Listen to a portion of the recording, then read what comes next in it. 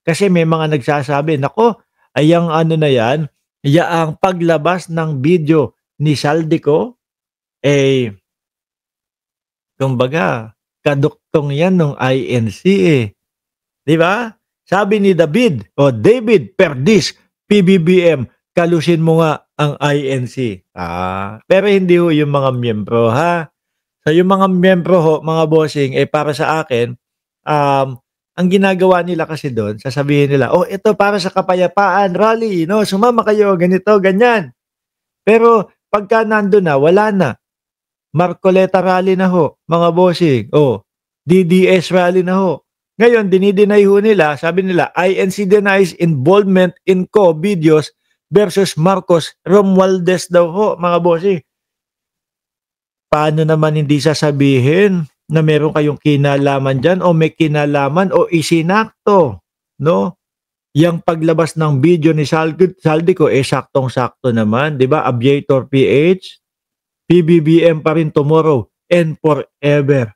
Saktong-sakto naman, mga kababayan, doon sa paglabas nila ng video at paglabas ni Saldico. Di po ba? Ano isipin mo?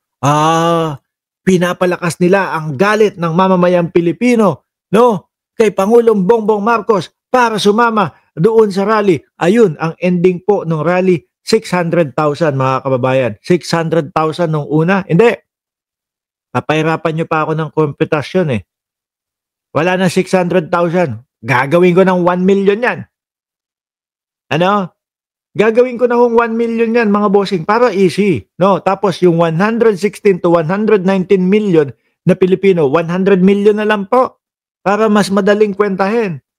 Ayan ha, pabor-pabor na sa kanilang lahat yan. Dinagdagan ko na yung attendees nila, binawasan ko pa yung Pilipino para sumakto sa 1% lang ang umattend sa kanila. Paano nyo ngayon sasabihin na sigaw ng mamamayang Pilipino yun? 1 milyon. Dinagdagan ko pa yan ng 400,000. Paano nyo ngayon sasabihin na sigaw ng mamamayang Pilipino bumaba si Pangulong Bongbong Marcos? Na-addict si Pangulong Bongbong Marcos. Diba? Unang-una, alam na namin yan na sinasabi ninyo yan. Diba? Simulat sa pool pa lang naman, panira nyo na yan. Nando sa harap si Amy Marcos nung sinasabi yan ng dating Pangulong Duterte. So sa makatwid ho, mga bossing, repeat lang ito. Ubos na naman eh. Kasi ang kanilang naratibo o ang kanilang isusulong sana, Saldico. Mukhang hindi kinagat ng mamamayang Pilipino yung video ni Saldico. Bagkus ho, nasaktan ang mga DDS, mga bossing. Bakit? Biruin mo ba naman sila, sineseryoso nila yung video ni Saldico. Todo post sila talaga. Diba? Sobra-sobrang makapost sila doon sa Saldico. Saldico video, naku, yari ka na, Bongbong Marcos. Kahit ho, maleta lang ang laman, no? Hindi natin alam kung yung maleta na ba yun, ay wig ni Marcoleta ang laman. Yung mga DDS, seryoso. Bumaba ka na, Marcos. Popost yung maleta. Sineryoso nila. Tapos tayo, ang gagawin natin, pinagtawanan lang ho natin. Nilagyan pa ho yung maleta, binuksan na daw. Ang laman daw po wig ni Marcoleta. Wala. Diba? Dahil hindi kinagat ho yun, mga bossing, wala na siguro maisip. Back to square one tayo, no? Para hindi matapos to. Para tuloy-tuloy lang. Kapag tayo ay nakakuha na ng bagong ibabanat, ng bagong ipaninira kay Bongbong Marcos, dun saka natin ilabas. Pero ang lagi nilang pinupuntahan, no, mga kababayan, na issue, binabalikan nila pagka wala ng issue. Pulburon video, yung addict si Pangulong Bongbong Marcos. Yan po, mga bossing. No? So kayo, Iglesia ni Cristo, pasensya ha, kasi isa ako sa naniniwala, no? Isa ako sa naniniwala na saktong-sakto at timing na timing yung video nitong si Saldico para diyan sa ginaganap ninyong rally o gaganapin yung rally. Di ba, Pinsan Sunshine? Pinsan Sunshine, pro-life tayo ha. Okay? Basahin. Manila, Philippines, Iglesia ni Cristo denies having a hand in video statement released by former Representative Elizalde who broke his months long silence just before the religious sect protest movement against the corruption. INC spokesperson Edwil Zabala said this on Monday, answering questions as to whether the said religious denomination has something to do with cause allegation published 2 days before the start of its 3 days. Eh kung titignan nyo na nga lang ho, mga boss, si Pamo, sir, eh. Yung ending nung kanilang rally eh. Di ba? Ano yung ending ho, mga boss, si Pamo, sir? Sino yung mga pang-ending nila? Marcoleta, si Guanzon. Biruin nyo, mga INC member, na-take nyo yun? Si Guanzon yung pinapakinggan ninyo? Di ba, Ma'am Suplada, 56, USA, Chicago, Illinois, USA. Naku, i-shoutout nyo po ako dyan sa Dabin. No? Napunta na po ako dyan sa Dabin. Maganda po, mga kababayan. Di ba? Ang laman ng maleta, sombrero ni Banat Bay at wig ni Roqueta. Kasama yung kay Marco Beta. Sabi ni Menma Fan. Hindi ho, mga bossing. Pagtutugma-tugmain ho natin, mga kababayan. 2 days before yung political rally, hindi na ho natin pwedeng sabihin na peace rally, transparency rally yan. Political rally po yan, mga kababayan. Di ba, JM Yandok?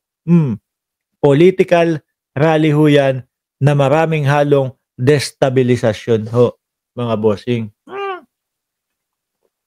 Hindi na tayo papayag na sabihin nilang political, ano lang yun, peace rally lang yun.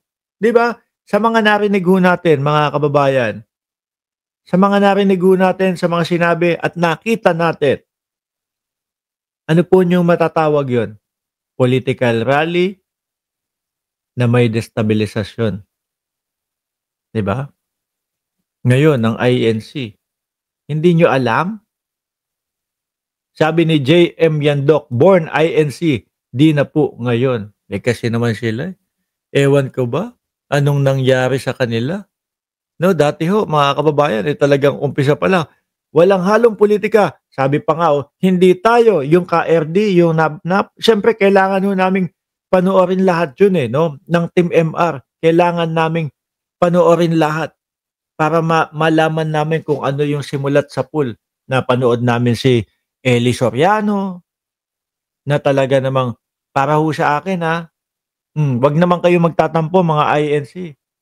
Parang mas may mas talagang may diin Although mukhang laging pagalit si Eli Soriano, mga bossing, pero kapag ka inintindi mo yung mga sinasabi niya, parang mas may bilang para sa akin. 'Di ba?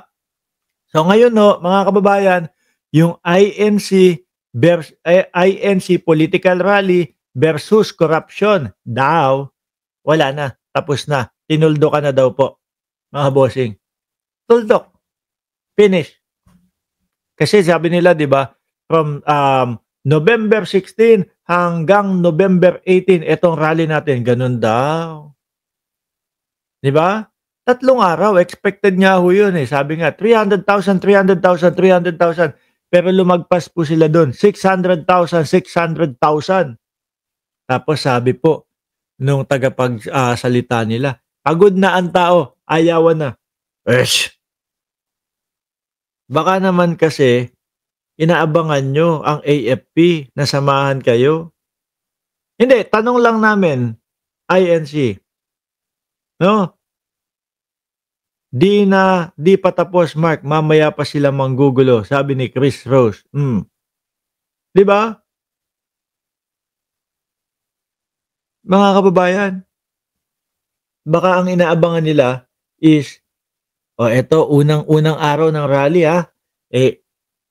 kumbaga, actually, yun nga di ba? Yung mga pinagpo-post ng mga DDS, yung mga pinagpo-post ng mga vlogger nila, the end is near. Ayun. Ang end pala, mga kababayan, yung rally na dapat 3 araw. Naging 2 araw. Siguro naisip, wala. Si Bronner matigas. Hindi iiwan, no? Hindi tatalikod sa gobyerno si Bronner at ang mga kasundaluhan. Ayun. Siguro na-realize nila, uwian na lang tayo. Walang mangyayari, 'no?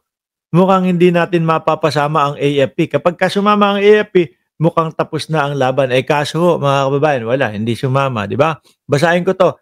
Maagang winakasan ng Iglesia ni Cristo ang kanilang anti-corruption rally sa Quirino Grandstand noong Lunes ng gabi. Bakit? Kala ko 3 araw. Isang araw bago ang orihinal na itinakdang 3 araw matapos nilang ideklarang na iparating na nila ang kanilang panawagan. Kulang na lang nga po ipalabas nyo yung ano ni Saldico, yung video ni Saldico, ano, doon sa rally nila. Ay, hindi naman sila nagkulang mga bossing, di ba? Biyernes, Jess, hindi naman sila nagkulang. Bakit to mga kababayan?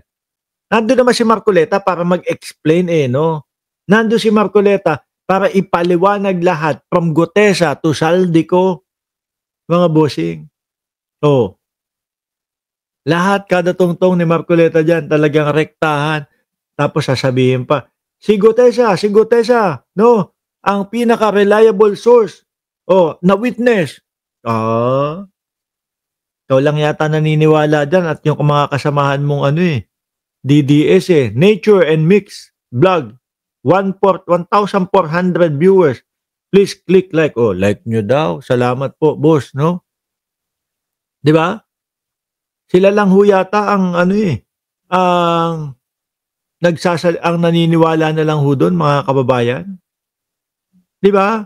Sabi ni Ma'am Carmen M, opinion based, no? Ang salitang confidence in crisis ay puro droga, paninira at mind conditioning lang ng abot ng isip ng BP at IME, period. Mabuhay, ping, anti-clear, no? Kayo ang legal, kayo lang ang legal base, correct? Magagaling ho yan, mga kababayan. No, pero ako, sinasabi nila, I did not need 3 days to achieve the goal of sending the message that we are calling for justice, accountability, transparency, and peace. No, yung sinasabi nyo na sa ICI o yun, sa publiko lang, parang lagpas naman kayo dun Yung mga banat nila Marcoleta, yung mga banat ni Amy Marcos, lagpas-lagpas, labis-labis no? Kaya, pasensya na kayo. Siguro, isa lang ho ako, pero maaari na itong mga nanonood din po na 1,400 viewers ay iniisip nila na kada rally nyo, no? Kada lalabas kayo sa kalsada, political ang inyong hangarin. Ano? Nako po. Grabe, paano yung sabi na kumbaga hiwalay ang simbahan sa politika. Ano nangyari? Bahala na. Tapos alam nyo pa ang sinasabi ng mga dating mga kaanib diyan sa Iglesia ni Cristo. Ano sabi? Nung mga dating kaanib, naku, para ho sa kanila, yung linggo po o yung araw ng pagsamba, importante ho sa kanila yun. No? Banal para sa kanila yun. At hindi pwedeng hindi ka a-attend. Kaso ito, ipinagpalit yata ang pagsamba sa rally, mga bossing.